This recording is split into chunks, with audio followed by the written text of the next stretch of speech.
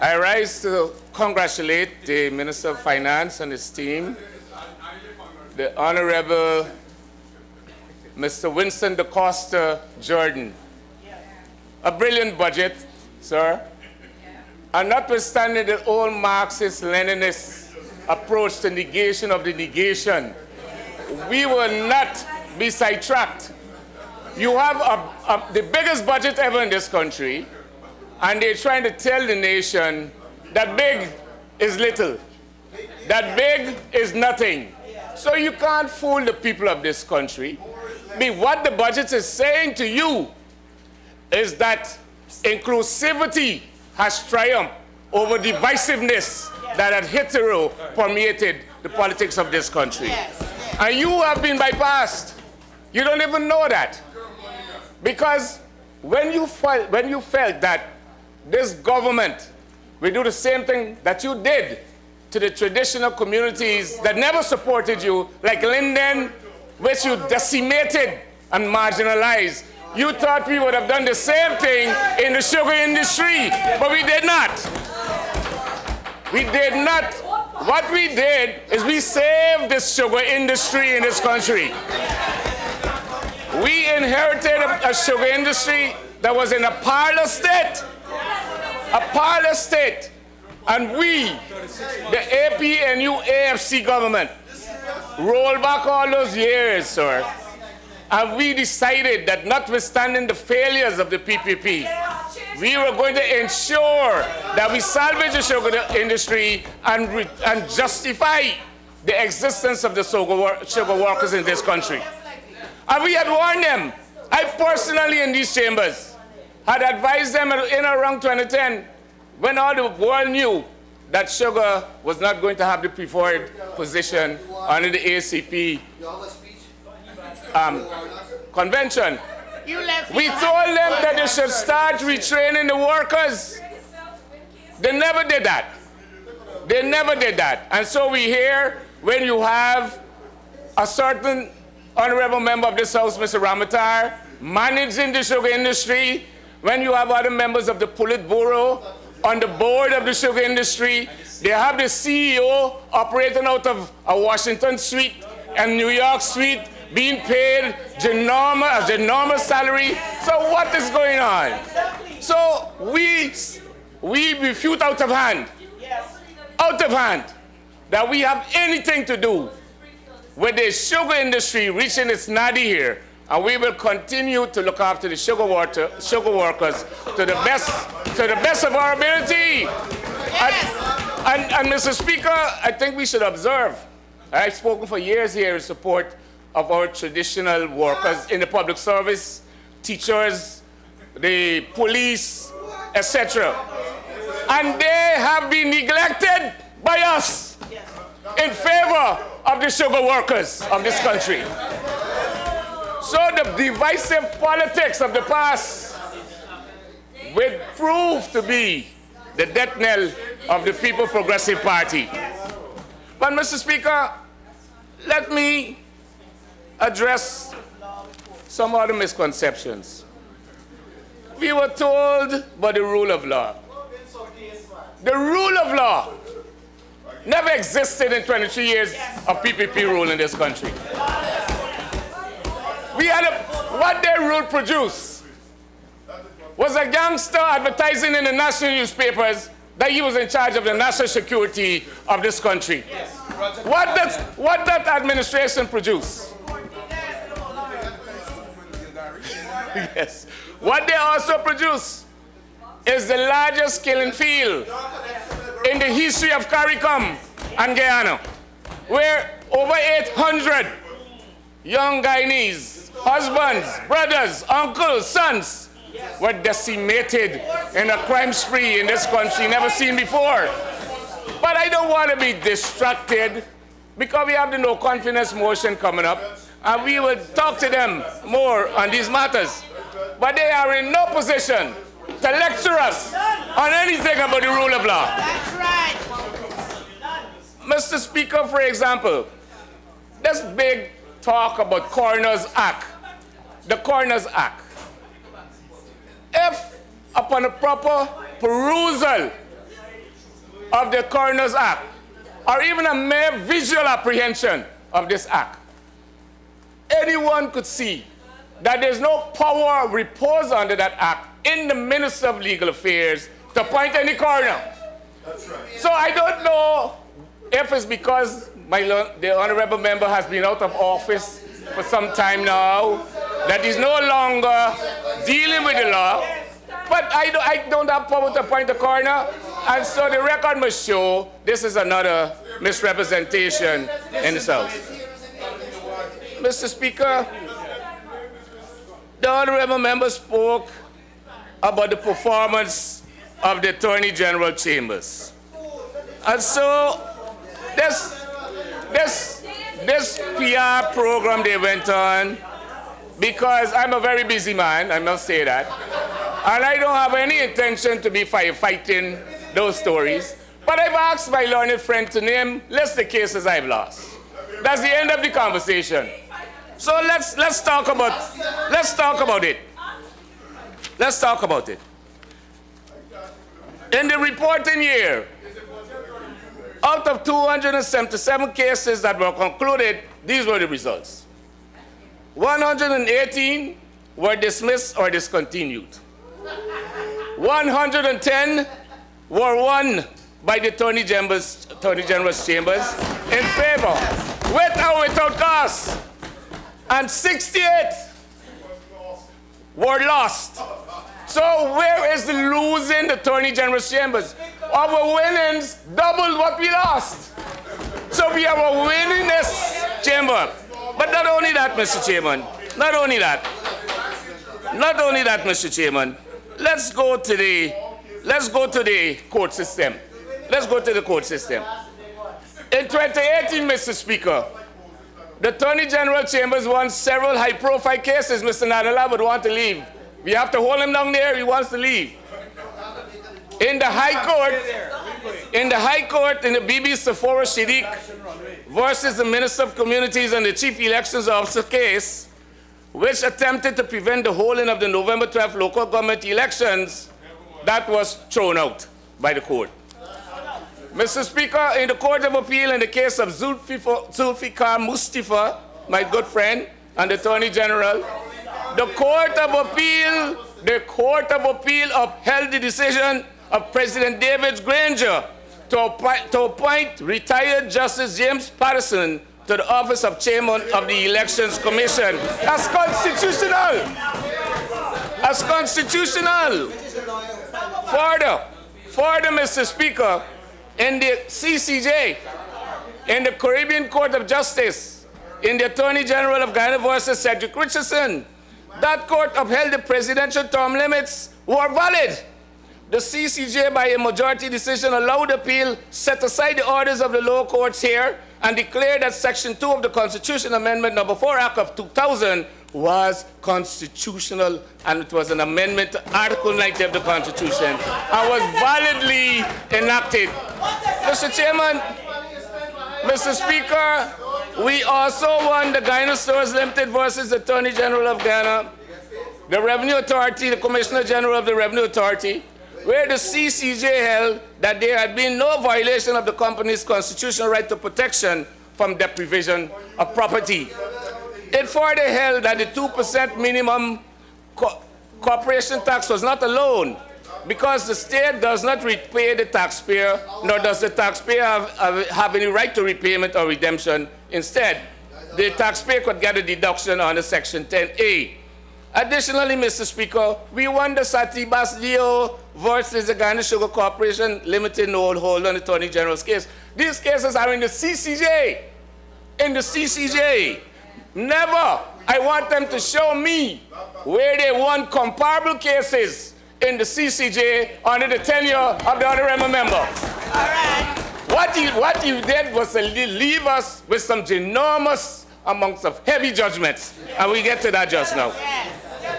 Mr. Chairman, in the Sharmela Interjali versus DPP Marcus Bishram case, where the CCJ held that Bishram must stand trial for murder, the CCJ dismissed an application made on behalf of Bishram for an urgent hearing of a challenge to a local judge's refusal to discontinue the charge against him. Is that familiar? Is that familiar? You run into the court to stop the trial? So, Mr. Chairman, I don't know if my colleagues want me to go on to show my willingness rate. You know. So therefore, let me show you the work, how busy we are in the Attorney General's chambers as I go to the drafting division. The drafting division, Mr. Speaker, in 2018 has been a very productive year for them. The division has successfully drafted a total of 20 acts, which were passed by the National Assembly. There are bills before the Special Select Committee, and 2 bills have been read for the first time before the National Assembly. Attorneys of the division were also involved in countrywide anti-corruption and AML-CFT-PF sensitization seminars. With respect to the legislation, some of the acts passed were the Juvenile Justice Act of 2018. My learned friend, the Vice President Ramjitan, spoke of that yesterday. But inter alia, the intention was to remove the offense of wandering and others, so certain acts were repealed. Under the Local Authorities Elections Amendment Act 2018, that act amended certain acts, including the Municipal and District Councils Act, Local Government Act, etc. And it did so, to, among other things, to facilitate the effective implementation, which is very important, of continuous registration and the availability of an electoral list which shall always be in force and which shall be routinely updated every 6 months.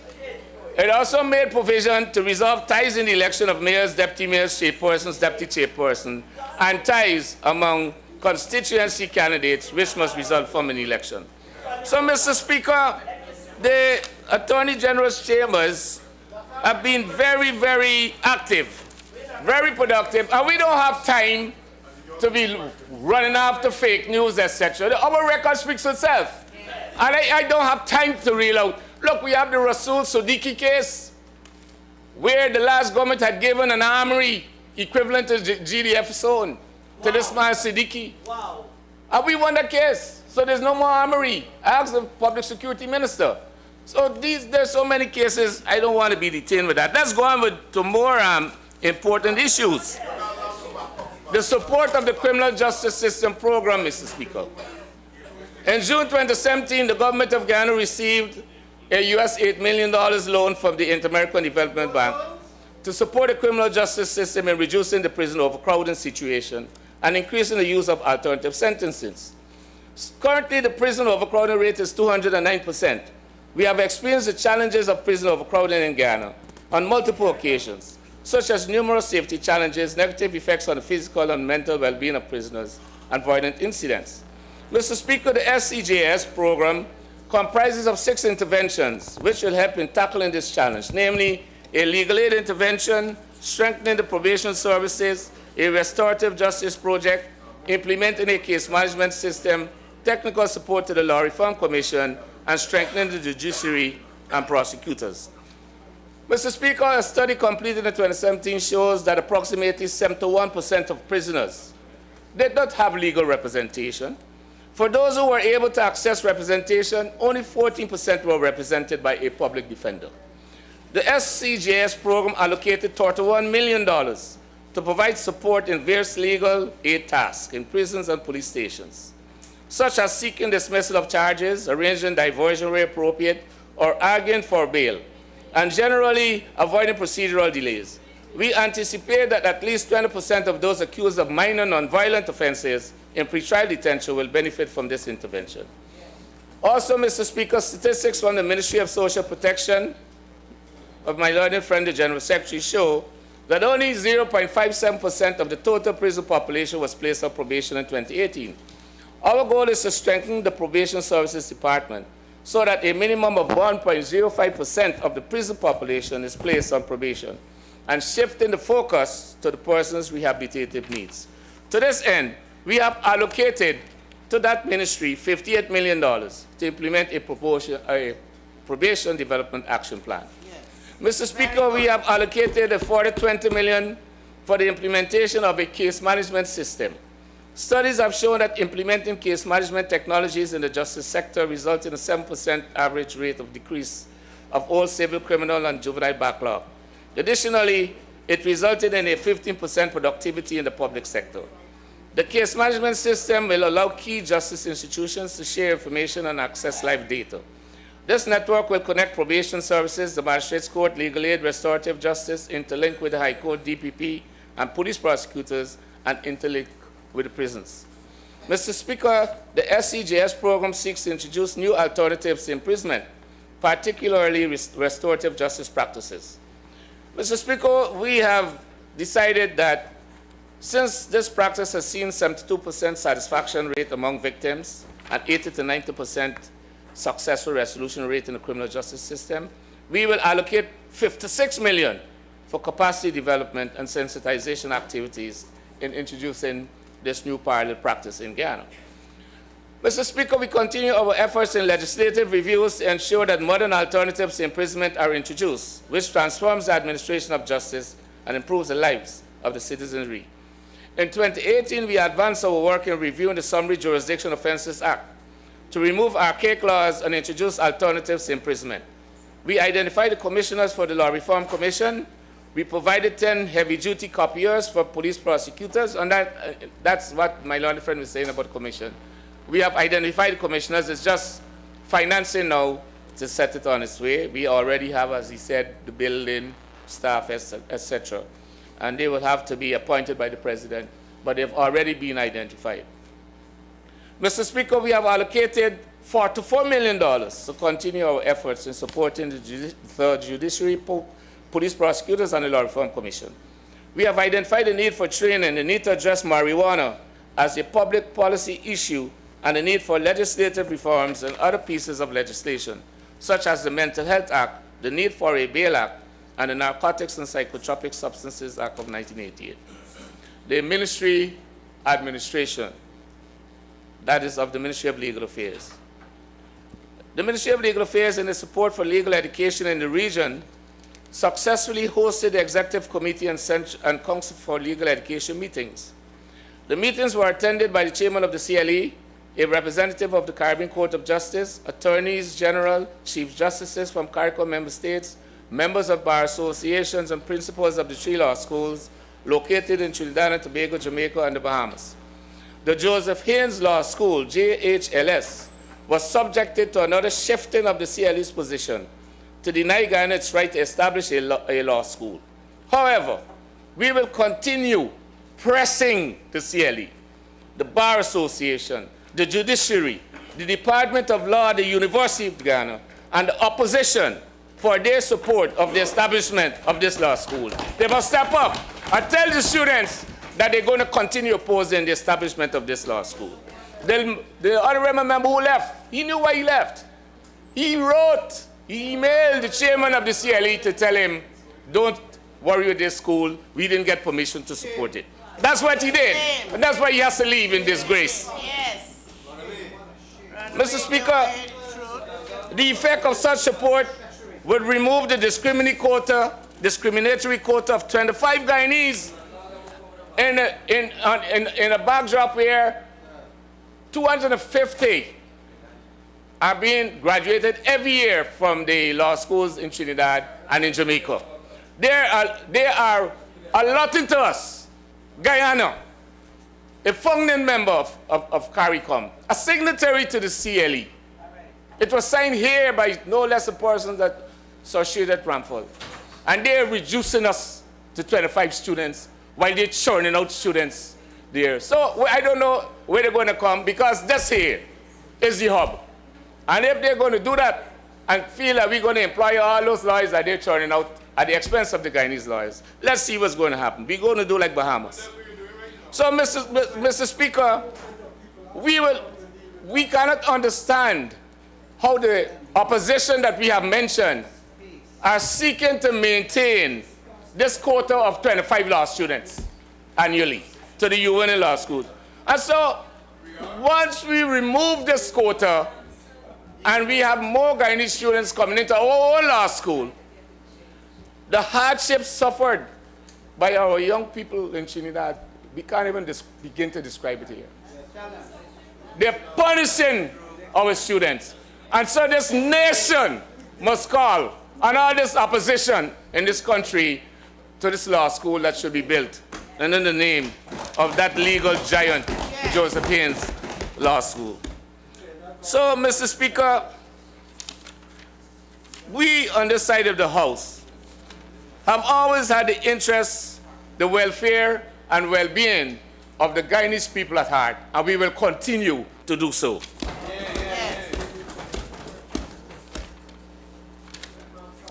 Mr. Speaker,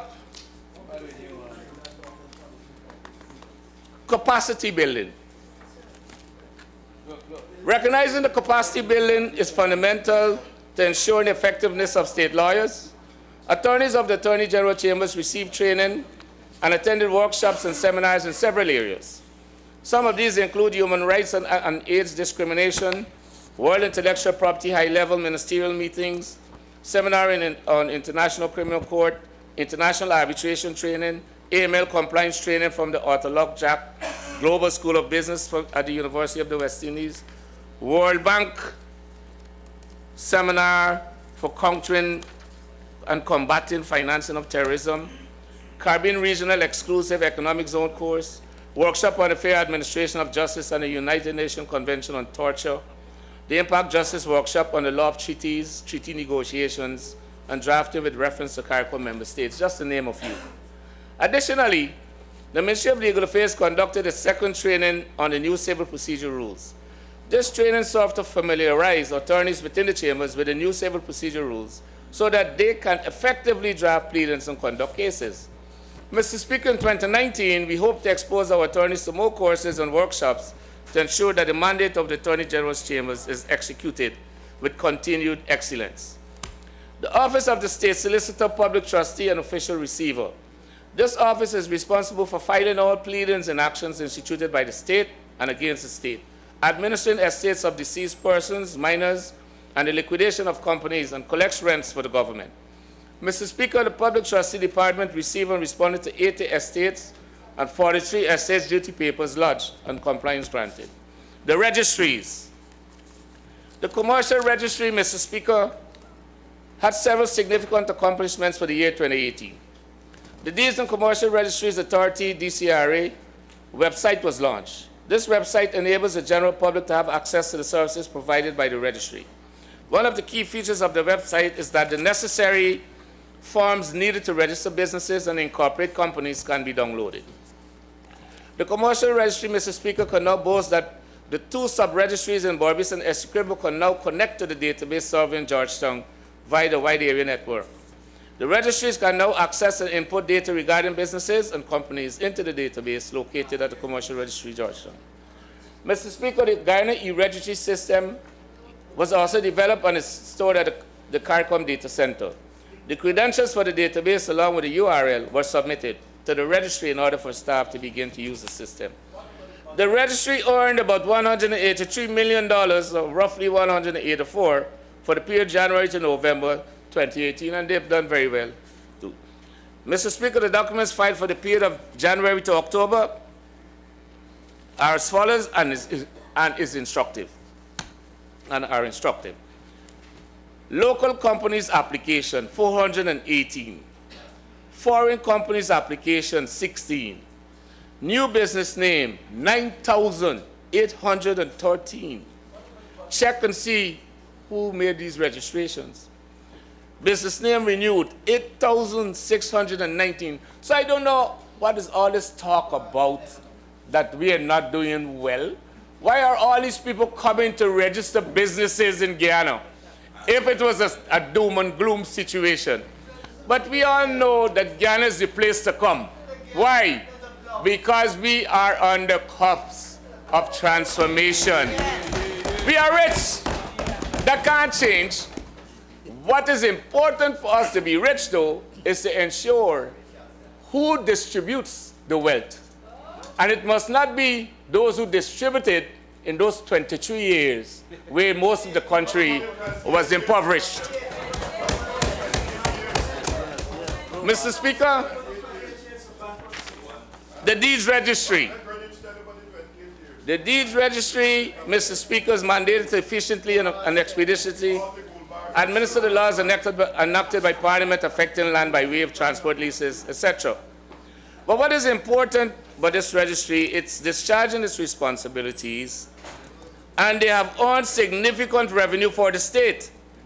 The Deeds Registry, Demerara, earned $654 million. The Barbies Registry earned $56 million, and the Escribा Registry over $14 million. Mr. Speaker, this brings the grand total earned by the Deeds Registry for this year to $725 million. This sum could be compared to last January to October figure of 600. So there's definitely an improvement and increase. The Land Registry. When we took office, this was the most heavily criticized institution of the state. I am pleased to report, Mr. Speaker, that the issue of backlog, which typified conversations concerning this registry, is now a thing of the past, as matters are now being dealt in a timely manner. For the most part, the registry has been achieving a 2-week time span after date of filing for delivery of titles. Excellence of service has been the watchword of this registry, and towards this end, there have been some major developments, namely the registers in Barbies Registry, both Georgetown and Barbies, have been scanned, and the process of uploading same to the main system, restoration of registers, has been completed.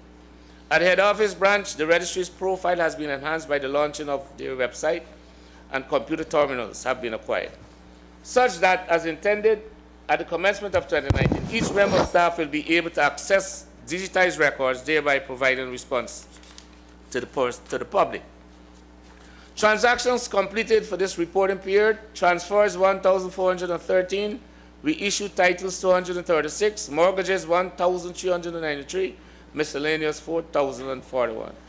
So, Mr. Speaker, the Guyanese people and foreigners have found Guyana to be a place of doing business and are complying with our legal requirements to get their registration and the necessary documents that would give them local standing to do business in this beautiful country of ours, and they are flocking in droves. Anti-corruption, Mr. Speaker. And this is something, it's so good that we could actually deal with this now, because we were regaled from day one of this budget.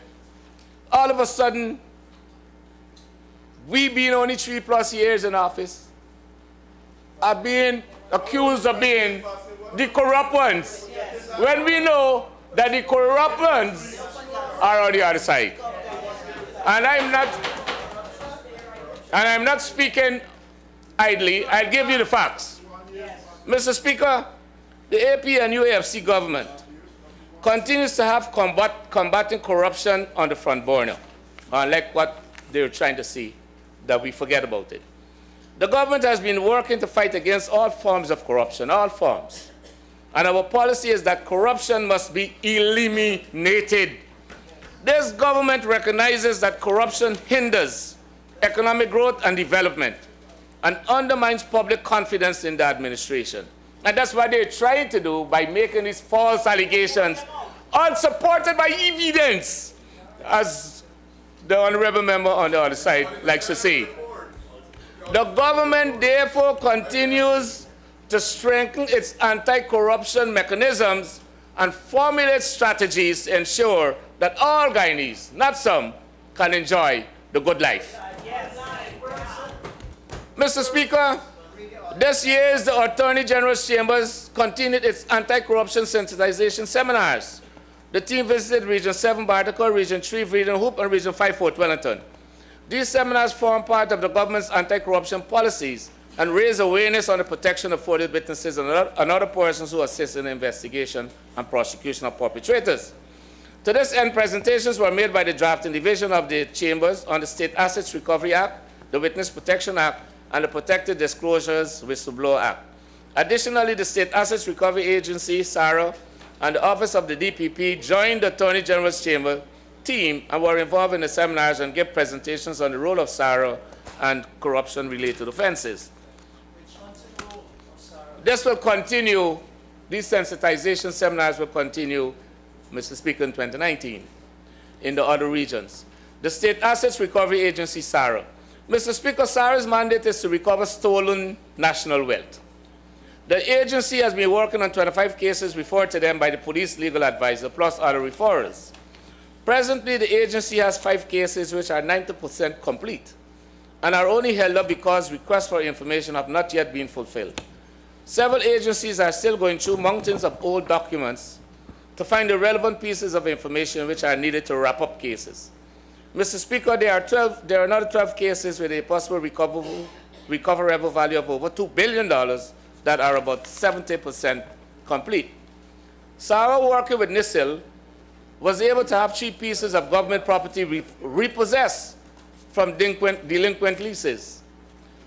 2 of these properties are again on the market, and interested parties are prepared to pay 300 to 400% more than the previous tenants, which meant that they were rented at on the value, gross on the value. The 3rd piece of property was sold to GRA for over $60 million. Mr. Speaker, SARA, working alongside the various agencies which have the responsibility for lands, was able to provide information which led to the following action. 1, Guyana Forestry Commission repossessed approximately 2 million acres of forestry lands. 2, Lands and Survey Department repossessed approximately 80 house lots. 3, Guyana was able to repossess 100 acres of land plus several smaller pieces. Further, Mr. Speaker, SARA, working with the ministries and regions, led to improve inventories of equipment and the repossession and reallocation of more than 30 buildings across the country. If you're recovering buildings, it meant that these buildings were being falsely occupied by the persons in them, found in them. Now, Mr. Speaker, the Ministry of Legal Affairs and the Ministry of Foreign Affairs, working with SARA, we are seeking to recover revenue loss through gold shipments that leave Guyana. There have been several cases where amounts declared at the Chedi Jagan International Airport were vastly different to what was declared at the John F. Kennedy Airport in New York. SARA is presently seeking cooperation with Basil to identify and, if possible, recover gold held in Brazil due to illegal activities by Guyanese smugglers. Since corruption is at the root cause of government property being stolen, the less the nation loses, the less the need to recover. Hence, SARA has made meaningful contributions to the anti-corruption efforts. Mr. Speaker, available figures cited in a series of articles written between 2012 and 2014, note the time, 2012 and 2014, show that the government of Guyana was losing billions per annum in procurement fraud. Tens of billions were lost in illicit capital flight, and tens of billions due to the activities of the underground economy. While the analysts in SARA are still working to obtain current figures using these 3 international indices as references, they have moved several points. They have moved, not slipped, moved several points in the right direction. I don't know if the people in Linden, did the people in Linden get the money back? We'll talk about that. The Special Organized Crime Unit, Prince Hakeem, just listen carefully, Prince Hakeem. The Special Organized Crime Unit, SOCU, its core function, Mr. Speaker, continues to be focused on money laundering, weapons of mass destruction, proliferation, and terrorist financing, given that the 4th-round mutual evaluation in 2022 requires more convictions to I show, remember you have 5 minutes remaining. Thank you, sir, sufficient progress. So the work of SOCU, Mr. Speaker, has been very important because coming out of the forensic audits,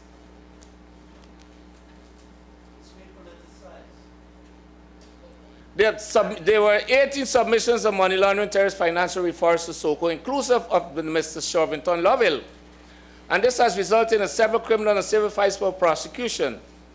The cases referred for prosecution of this period includes the GBTI case, the Omar Sharif case, where the former permanent secretary of the Office of the President, not Ministry of the President, is being investigated for $20 billion, $24 billion. Guyana Gold Board Ashley Singh and Wilson Brashington, 8 charges of misconduct.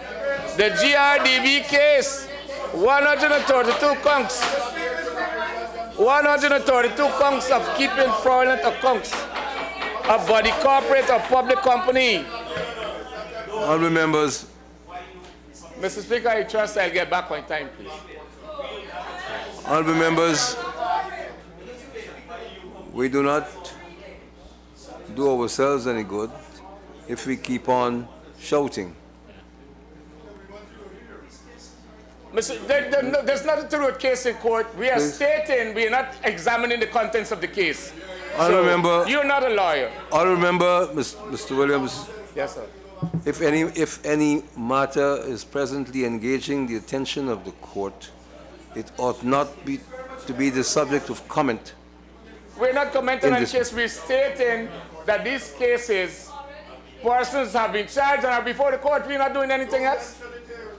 Why you can't shut your mouth, yeah? Please proceed. Why you want to hide from this house? Mr. Speaker, we are not talking from the top of our head. These matters are reported in the press. We are not examining the contents. We are merely stating that the work that SOCO has done, they are receiving taxpayers' money to operate. And so they have to be accountable and transparent. We're not going into whether they're guilty or not. They must know they're guilty. So, Mr. Speaker, we have the 132 counts in the GRDB case of keeping fraudulent accounts of body corporate involving $428 million. The guy, these people must know. Yes. They must know. Yes. And in that case, there were several defendants, including one, Dharam Kumar Siraj, and one, Niger Dharam Lal. There was another one, an honorable member, and in Nandalal involving one count of larceny by a bailee. One, the honorable member, Orfal Ali. 19 counts, Pravaville 2. So, Mr. Speaker, what we are saying, those hollow accusations of corruption that were attempted against this fledgling government, a 3-year-old government as against the hardened 23 years that we had. It is important to show that there is nothing to show. Whereas in relation to the 23 years, there are lots and counting. So, Mr. Speaker, there are more investigations that have been held. Honourable member, you have 2 minutes remaining. Thank you, Mr. Speaker. So, Mr. Speaker, the Hague Conventions, Cabinet has approved that we adopt the Children's Conventions from the Hague and the Apostille Convention, and so the Ministry of Foreign Affairs will be ratifying those conventions. So, in closing, Mr. Speaker, we must remind the people of Guyana that you ran. I spoke about you. You ran, but you would have heard. Yes. So, Mr. Speaker, in concluding, Mr. Speaker, the achievements of our ministry as outlined today, it is clear that we have been working assiduously towards ensuring that the transformation and empowerment takes place for the benefit of all Guyanese, not a president, his family and friends and cronies. Mr. Speaker, for the year 2019, we will continue to ensure that the Guyanese people benefit from a justice system that meets their needs, and the budget of this government is delivered in the House by the Honourable Minister of Finance will allow us to fulfill our mandate. Therefore, Mr. Speaker, I commend this budget for passage through this Honourable House. I thank you.